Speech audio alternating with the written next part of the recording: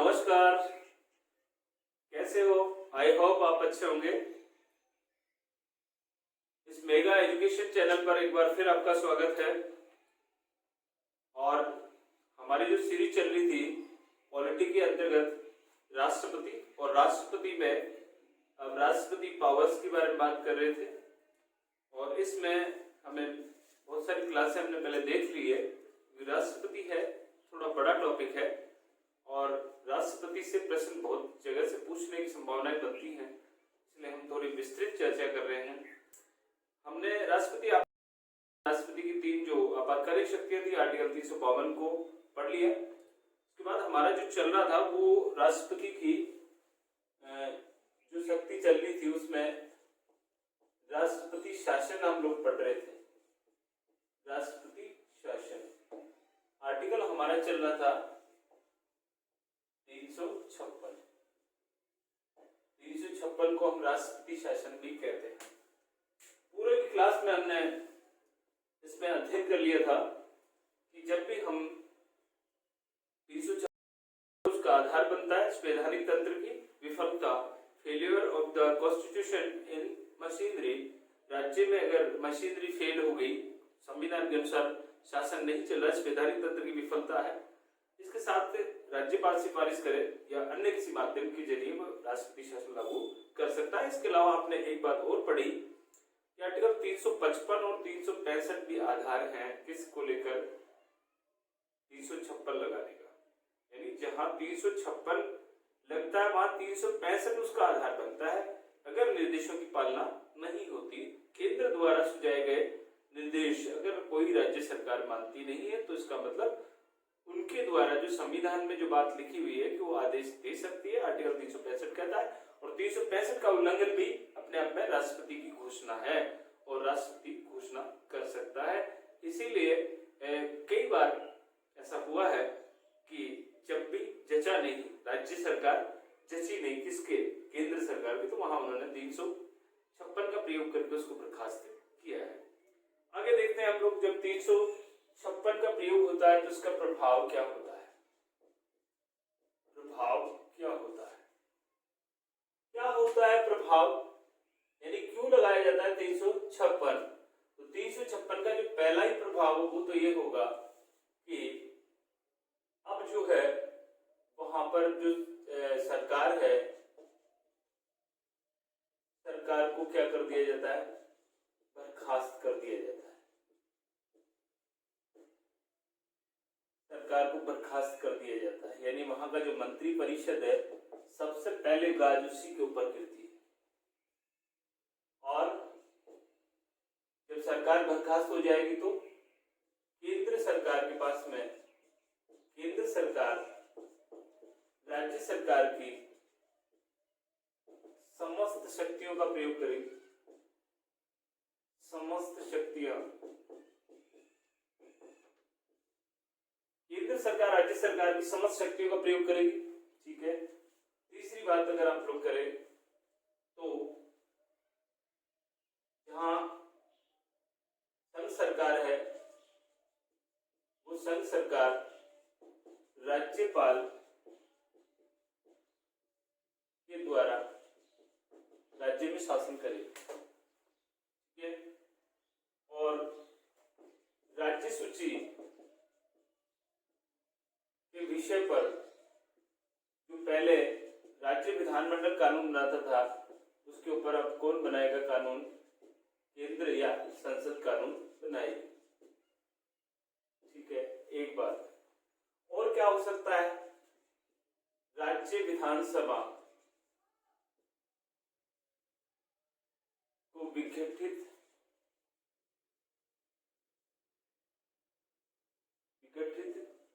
निलंबित किया जा सकता है। विघटित का मतलब यहां भंग करने से है, निलंबित का मतलब कुछ समय के लिए उसको रोका जा सकता है, उनकी पावर छीनी जा सकती है। तो राज्य विधानसभा को विघटित, तो आप सीधा सीधा समझ सकते हैं कि जब भी राष्ट्रपति शासन लगेगा तो गाज किसके ऊपर गिरेगी, राज्य सरकार पे गिरेगी। जैसे कि अभी राजस्थान में चल रहा है, और राजस्थान में अगर चल रहा है इसका मतलब कहीं ना कहीं गहलोत जी को सबसे बड़ा खतरा है, इसलिए अपनी सरकार बचाने के लिए प्रयास वो कर रहे हैं क्योंकि सरकार बर्खास्त होगी। और बर्खास्त होते ही वहां पर केंद्र की पावर लागू हो जाएगी आर्टिकल 300 और राज्यपाल के जरिए वहां शासन किया जाएगा। राज्यपाल और उसके जो प्रशासक है, सलाहकार वगैरह नियुक्त हो जाते हैं, जैसे आईएएस कैडर के जो अधिकारी सचिव वगैरह होते हैं वो शासन करते हैं। राज्य को तो चलाना होगा, ऐसा थोड़ी है कि राज्य नहीं चलेगा, राज्य तो अब भी चल रहा है। जैसे सरकार तो जैसलमेर बैठी है, कहीं कोई उप मुख्यमंत्री जो है वो कहाँ बैठे हुए हैं, हरियाणा में बैठे हुए हैं। इस तरह से आज भी अगर आप देखें तो देश या अपने जो राज्य राजस्थान है उसको केवल आईएएस कैडर के जो लोग हैं, अधिकारी जो है वही चला रहे हैं। राज्य सूची के विषय पर कानून बनाने का अधिकार राज्य सरकारों को होता है, लेकिन जैसे ही आर्टिकल 356 होगा इस कानून बनाने का सारा किसके पास चला जाएगा, संसद के पास में चला जाएगा। राज्य विधानसभाएं भंग हो सकती हैं, यानी आर्टिकल 356 के जरिए दूसरी बात ये की जा सकती है, पहले तो जहां सरकार भंग होगी उसकी मंत्रिपरिषद, उसके बाद उसका जो विधानसभा है उस विधानसभा को भी भंग किया जा सकता है। और विधानसभा को भंग करने का मतलब जब राष्ट्रपति शासन हटेगा तो वहां पुनः चुनाव होंगे, नई सरकार बनकर आएगी। और कई बार होता है कि सरकार को बर्खास्त कर दिया जाता है लेकिन विधानसभा को निलंबित रखा जाता है और फिर पुनः कोई सरकार बन जाए। भाई दबे, जैसे मान लीजिए अभी संकट आया राजस्थान में और ऐसी स्थिति में विधानसभा को निलंबित किया जाए, सरकार को बर्खास्त करके राष्ट्रपति शासन लागू कर दिया जाए और उसके बाद दूसरे दलों को ये कहा जाए कि आप अपना बहुमत सिद्ध कर सकते हो, और उन्होंने अगर बहुमत सिद्ध कर दिया तो जो निलंबित जो विधानसभा थी वो पुनः जीवित हो सकती है और सरकार पुनः बन सकती है। तो यहाँ पर विधानसभा का चुनाव कराना अनिवार्य नहीं है। तो ये प्रभाव था। इसके बाद में आप कहें कि मौलिक अधिकारों पर क्या प्रभाव पड़ता है। देखिए आर्टिकल 352 और 356 में ये डिफरेंस है, तो आप नोट लगा के लिख सकते हैं कि यहाँ जो मौलिक अधिकार है, मौलिक अधिकार प्रभावित नहीं होते, प्रभावित नहीं होते, ये एक बहुत बड़ी बात है। जब आर्टिकल 356 लगेगा तो मौलिक अधिकारों पर कोई असर नहीं पड़ेगा, पब्लिक से यहाँ कोई लेन देन नहीं है। यहाँ खुंदक किस पे आ रही है, लॉ एंड ऑर्डर फेल कौन कर रहा है, संविधान को मान कौन रहा है, नहीं मान रहा है, कौन नहीं मान रहा है, सरकार नहीं मान रहा, मंत्री परिषद नहीं मान रहा है, मंत्रिमंडल नहीं मान रहा है। इसका मतलब इसको हटाया जाएगा, न कि मौलिक अधिकारों को। मौलिक अधिकार आपके शेप रहेंगे, जबकि 352 जो है वो 352 नेशनल इमरजेंसी है, देश के सामने संकट आया है, इसीलिए वहां आप लोग अपनी स्वतंत्रताओं की मांग नहीं कर सकते कि मुझे नाचना है, मुझे गाना है। देश तो संकट में है, विदेशी आक्रमण हुआ है, लड़ना है हमें, देश की एकता अखंडता को मजबूत बनाना है। ऐसी स्थिति में आर्टिकल 352 में निलंबित हो जाते हैं, तो यहाँ 356 में ये प्रभावित नहीं होते। आप लोग ये थोड़ा सा ध्यान रखें। आगे देखें कि इसे हम लोग समाप्त कैसे करते हैं। ये आपको समझ में आ गया होगा कि आपका जो प्रभाव है वो क्या रहता है इसमें। और अब इसको अगर मान लीजिए आप इसको समाप्त करना चाहें तो इसको कैसे समाप्त कर सकते हैं, कैसे समाप्त कर सकते हैं, तो इसके लिए समाप्ति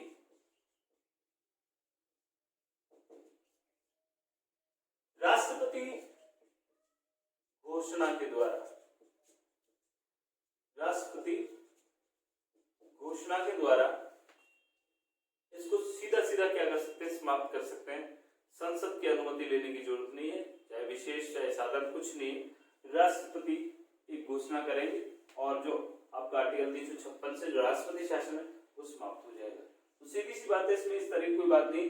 राष्ट्रपति इसको क्या कर सकते हैं, समाप्त कर सकते हैं। अगर आप माने तो इसके पीछे रीजन को, राष्ट्रपति के पीछे कौन होता है, मंत्रिमंडल होता है, तो वो बैठ के तय कर लेते हैं, उसके बाद इसको समाप्त किया जा सकता है।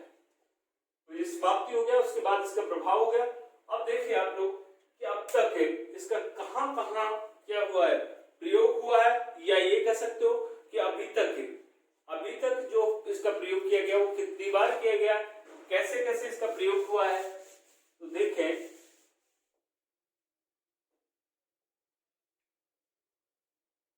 अब तक कितनी बार देश में आर्टिकल 356 के तहत राष्ट्रपति शासन लागू हुआ। तो अब तक अगर बात करें तो 128 बार इस आर्टिकल का प्रयोग हुआ है। इसका मतलब आप ये कह सकते हो ये आर्टिकल जो 356 है वो विवादास्पद है, विवादास्पद अनुच्छेद। अगर आपसे कोई पूछे कि हमारे संविधान का सबसे विवादास्पद आर्टिकल कौन सा है, तो आर्टिकल होगा 356। कैसे है? क्योंकि इसका समय समय पर सभी सरकारों ने इसका क्या किया है, दुरुपयोग किया है। दुरुपयोग किया है, इतना दुरुपयोग किया कि 128 बार चुनी हुई सरकारों को बर्खास्त कर दिया गया, यानी जनता जो चुनकर भेजती है उन सरकारों को घर बैठा दिया गया, यानी लोकतंत्र की हत्या करी गई। तो एक तरह से आप ये कह सकते हो कि ये सबसे दुरुपयोग वाला आर्टिकल है, सबसे विवादास्पद आर्टिकल है। और इस आर्टिकल को लेकर जब संविधान सभा में बहस हो रही थी तो सभी लोगों ने कहा था कि ये संघात्मक ढांचे पर प्रहार है, और इसकी बहुत सारी आलोचनाएं भी हुई थी। और इस आलोचना का जवाब देते हुए संविधान निर्माता डॉक्टर बी आर अम्बेडकर ने कहा था कि आर्टिकल 356 जो है वो एक उग्र शक्ति है, लेकिन वह एक मृत पत्र, डेड लेटर, एक मृत पत्र की भांति है। और इसका विकल्प जो है वो अंतिम विकल्प के रूप में इसका प्रयोग किया जाएगा। अंतिम विकल्प के जरिए इसका प्रयोग किया जाएगा, इसलिए इससे घबराने की जरूरत नहीं है। डॉक्टर अम्बेडकर साहब ने जो बात करी वो उस समय सही थी, लेकिन आने वाला कल आप लोग देख रहे हैं, अभी सरकारें जैसे जैसे बदल रही हैं वैसे वैसे इसका दुरुपयोग भी बढ़ता जा रहा है। देखिए कैसे बढ़ा। 1967 से पहले केंद्र में सरकार हमेशा कांग्रेस की रही, केंद्र में सरकार कांग्रेस की और राज्यों में भी सरकार कांग्रेस की। इसीलिए इस काल में केवल और केवल 7 बार राष्ट्रपति शासन का प्रयोग हुआ है, 7 बार। लेकिन परिस्थितियां बदली 1967 के बाद में, और परिस्थितियां क्या बदली कि केंद्र में तो कांग्रेस रही, कांग्रेस की रही, लेकिन राज्यों में विपक्षी सरकारें आई, विपक्षी सरकारें यानी दूसरे दल की सरकारें आई, और केंद्र सरकार ने विपक्षी सरकारों को धड़ाधड़ बर्खास्त किया और आर्टिकल 356 का दुरुपयोग किया। यहां तक कि स्वयं इंदिरा गांधी जी ने भी अपने कार्यकाल के दौरान अब तक की सबसे ज्यादा इस शक्ति का दुरुपयोग करने वाली प्रधानमंत्री हैं, और उन्होंने लगभग 50 बार चुनी हुई सरकारों को गिराया, यानी 50 बार अकेले ने उसने क्या किया, 356 का प्रयोग किया। अब आगे हम देखते हैं कि कहां, कब और कितने समय तक लगा, ये प्रश्न भी पूछे जाते हैं। तो यहाँ आपका जो आर्टिकल 356 है उसको विवादास्पद आर्टिकल के नाम से भी जान सकते हैं। जैसे आपसे पूछा जा सकता है ऐसा कौन सा संविधान का आर्टिकल है जो सबसे विवादास्पद है, तो आप उत्तर आएगा आपका कितनी बार इसका प्रयोग किया गया। अब तक 128 बार प्रयोग हो चुका है अभी तक, और सबसे ज्यादा दुरुपयोग किया केंद्र सरकार ने, जब भी केंद्र में दूसरी और राज्यों में दूसरी सरकारें होती हैं। तो अब हम देख रहे हैं कि सबसे पहले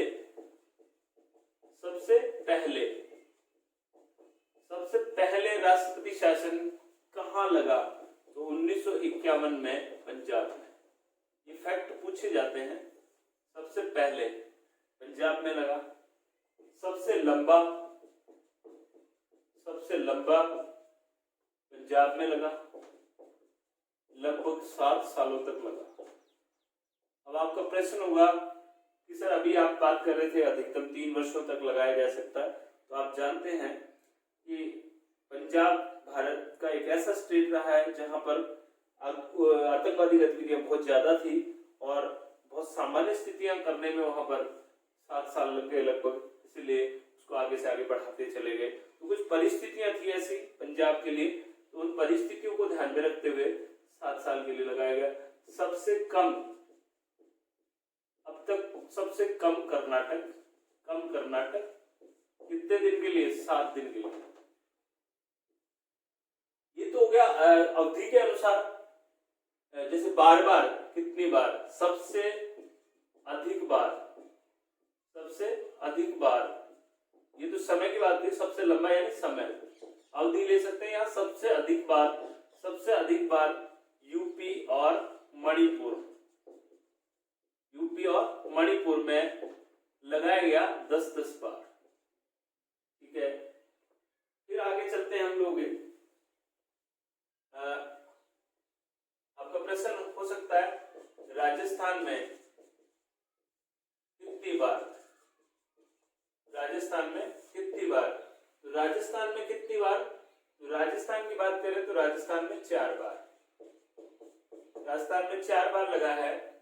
और 4 बार कब कब लगा है, 1967, 1977, 1980 और 1992।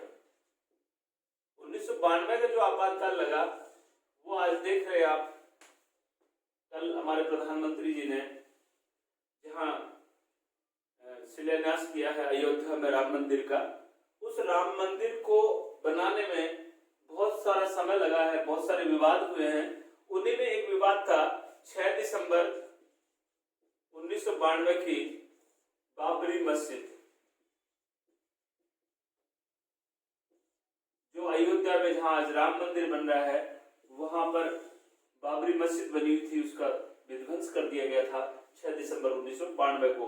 और उस 6 दिसंबर 1992 को जो विध्वंस किया गया, तो जहां यूपी सहित जहां भी बीजेपी की गवर्नमेंट थी, केंद्र सरकार ने उन गवर्नमेंट्स को बर्खास्त किया और आधार ये माना कि इन्होंने जो धार्मिक संप्रदाय के जो लोग हैं उनको प्रतिबंधित नहीं किया, जिन्होंने केंद्र सरकार ने उसको प्रतिबंधित किया था, सांप्रदायिक सद्भावना को कायम नहीं किया। इस आधार पर राजस्थान में भैरव सिंह जी की सरकार थी, उन्हें भी, हिमाचल में और मध्य प्रदेश में 3 स्टेट में बीजेपी की गवर्नमेंट थी, तीनों ही गवर्नमेंटों को क्या कर दिया गया, इस आधार पर क्या कर दिया गया था, बर्खास्त करके राष्ट्रपति शासन लागू कर दिया गया।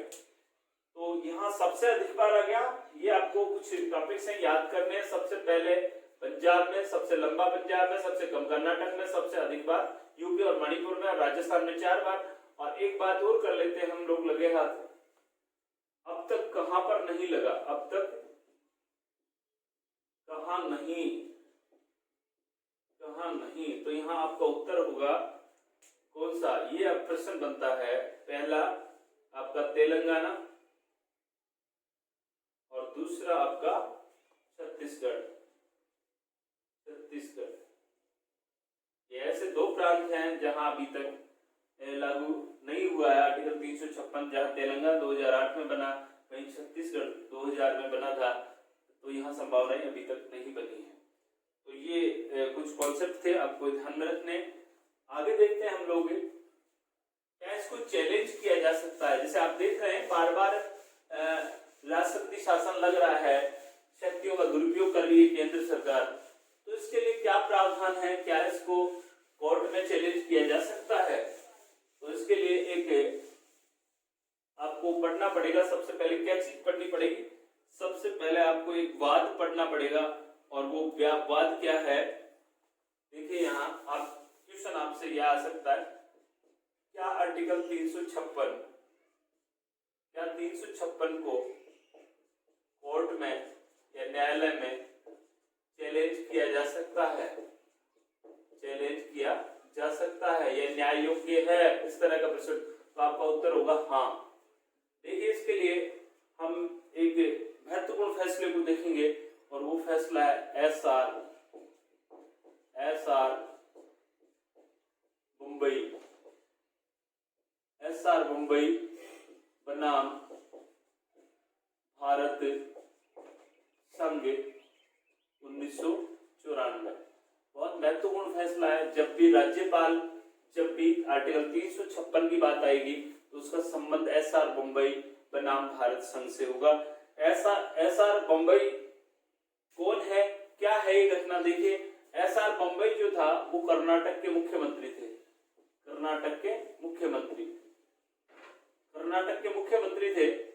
और 1998 में 1988 में केंद्र में राजीव गांधी की गवर्नमेंट थी, और उन्होंने ऐसे कहते हुए, क्योंकि वहां वहां जैसे CMSI मैटर था, जैसे राजस्थान में हो रहा है, सत्तारूढ़ जो दल के कुछ उनके जो साथी थे उन्होंने बगावत कर दी।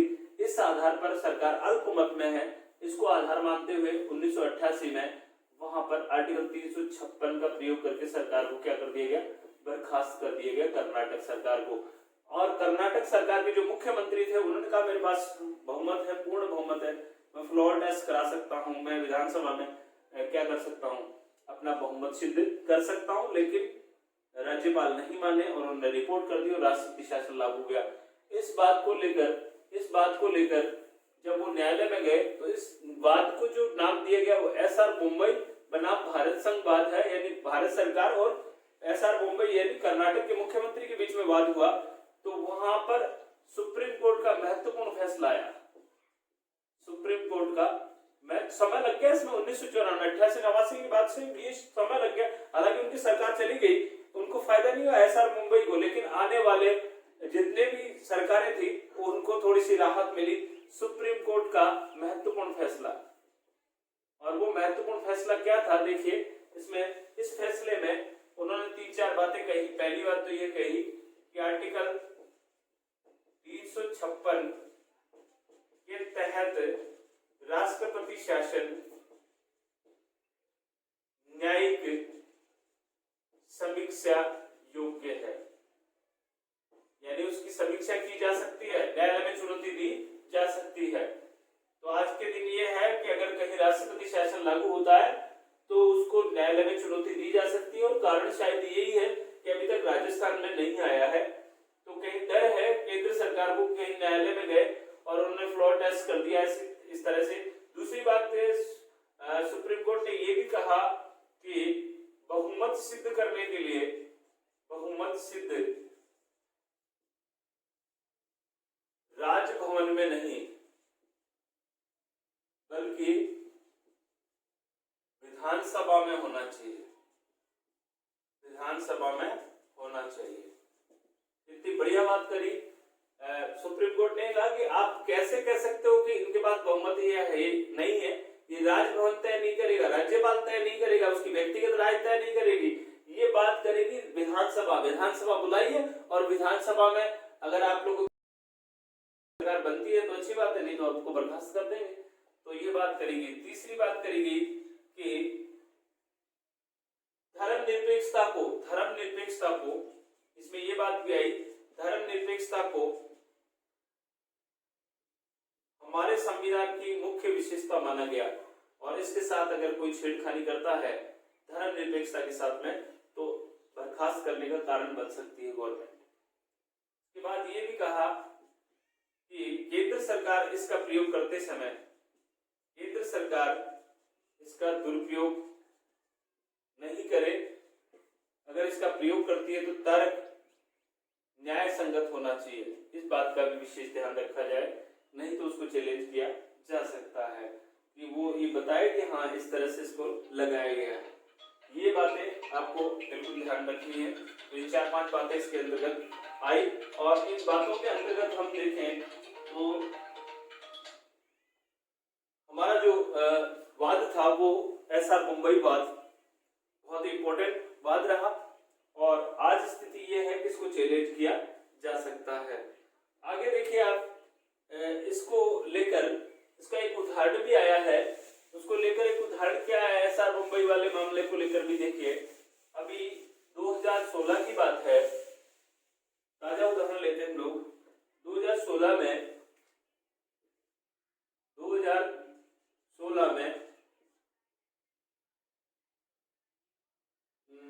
2016 में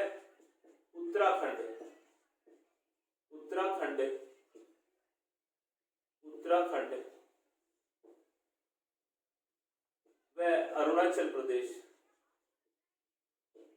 26 जनवरी का दिन था, या अरुणाचल प्रदेश की गवर्नमेंट या मार्च में उत्तराखंड में हरीश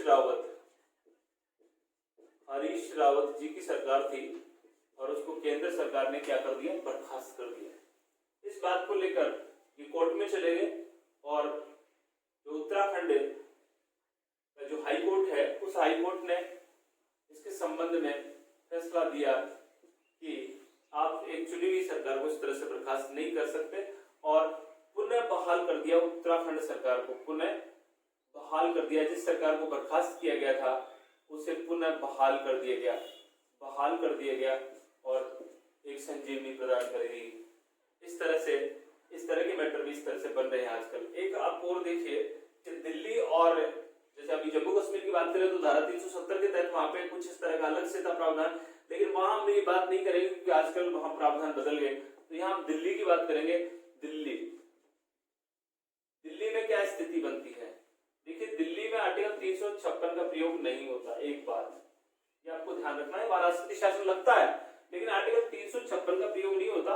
वहां 69वां संविधान संशोधन हुआ था, 69 अमेंडमेंट 1992 में हुआ। वहां पे एक धारा जोड़ी गई 239AA और 239AB। तो वहां जो राष्ट्रपति शासन लगता है वो इसके आधार पर लगता है, 239AB के आधार पर वहां पर राष्ट्रपति शासन लगता है। तो इस तरह से राष्ट्रपति शासन को लेकर हमने तमाम बातें करी और राष्ट्रपति को रोकने के लिए या आर्टिकल 356 के दुरुपयोग को रोकने के लिए एक बहुत वाद जो था उसके बारे में हमने डिस्कस किया और इससे संबंधित जो प्रश्न बनने वाले थे उनके बारे में हमने बातचीत करी। शायद आपको आज की क्लास पसंद आई होगी और अभी तक अगर आपने मेरे चैनल को सब्सक्राइब नहीं किया, बेगा एजुकेशन चैनल को सब्सक्राइब नहीं किया, तो आप लोग उसको सब्सक्राइब करें, लाइक करें, कमेंट करें। आपका किसी भी तरह का कोई सुझाव है, आपने मुझे सुना, इसके लिए आपको बहुत बहुत धन्यवाद। मिलते हैं अगली क्लास में अगले टॉपिक के साथ में, वित्तीय आपातकाल के साथ। धन्यवाद।